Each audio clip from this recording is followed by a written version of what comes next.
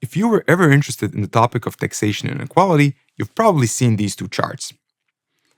They paint an interesting picture.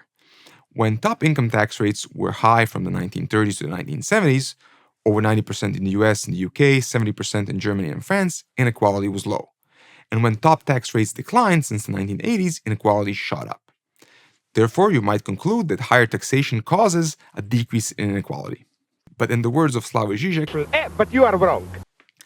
The biggest decline of inequality in the first half of the 20th century can be attributed to an unprecedented 30-year period in which we had 2 world wars, a pandemic that killed even more people than the First War, revolutions, the Great Depression, and episodes of major hyperinflation, all of which erased huge wealth for most of the population. For example, hyperinflation in Germany in the 1920s that brought the Nazis to power was followed by nationalizations of private companies and expropriation of private property, all part of the Nazi Party agenda, similar in fascist Italy. And then there was the war itself, a massive destroyer of wealth. All of this acted as a significant leveler of inequality. In France and the UK, after the war, we again got nationalizations of industries from banking to gas, electricity, coal mining, even the automobile industry.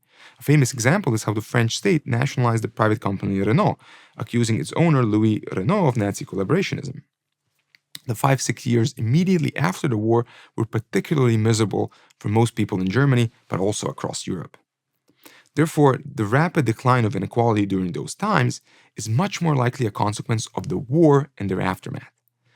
The social reforms, like the welfare state, were introduced not with a goal to reduce inequality, but as a reaction to the wars and economic depressions, hoping to prevent such events from ever happening again. Progressive taxation was a mere drop in the bucket among all these paradigm-shifting events that defined the 20th century and the world as we know it today.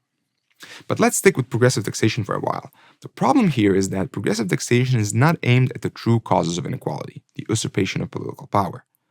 A corporate executive will still reap benefits from his connections to power regardless of his top marginal tax rate. An owner of a firm with political protection will avoid all punishment for regulatory noncompliance, might not even pay his top tax rate, however high it might be. There was actually a study done looking at tax evasion using data from the Panama Papers and Swiss leaks for Norway, Denmark, and Sweden. It found that 30% of the wealthiest 0.01% of Scandinavians were evading their taxes. And if you include this data in the official statistics, inequality in all these countries shot up. So low inequality Scandinavian countries were not actually that equal. Now, if we find this in Scandinavia, where social trust is high and corruption is low, imagine how much are we underestimating inequality in other countries. My point here is that high tax rate will cause an artificial decrease in inequality. You might see it in the data, in the official statistics, but this will only increase tax evasion and actually encourage elite networks to further tighten their political connections in order to exploit the situation and avoid paying taxes. We actually have an interesting natural experiment here in the case of France during President Hollande. In 2013 and 2014, he had implemented a top marginal tax rate of 75% in France. But the policy was abandoned in early 2015 after it proved to be woefully ineffective. First, it led many French billionaires like Bernard Arnault of Louis Vuitton to leave the country and directly take their wealth out offshore. The EU Commission research estimated in the first 3 years of Hollande's presidency, offshore wealth of French citizens increased cumulatively by 79%. As almost €1 trillion were taken to offshore accounts. The tax was also a fiasco in terms of revenues. Income tax revenues, corporate tax revenues, even VAT tax revenues went down. Inequality, as measured by the income data, was also marginally decreased. But did it really solve the issue? Of course not, because real differences in opportunities and incomes have different causes and solutions. They remained. Okay, you might say, but right, implementation was done wrong. What we need now is, great political leaders, potentially with expanded powers to solve these issues once and for all. Do we really? Think about that for a minute. Think of it from the perspective of who gets attracted to power, to enter politics. Psychological research has uncovered that an increasing number of political leaders exhibit psychopathic or sociopathic tendencies. Incidentally, the same also applies to corporate executives.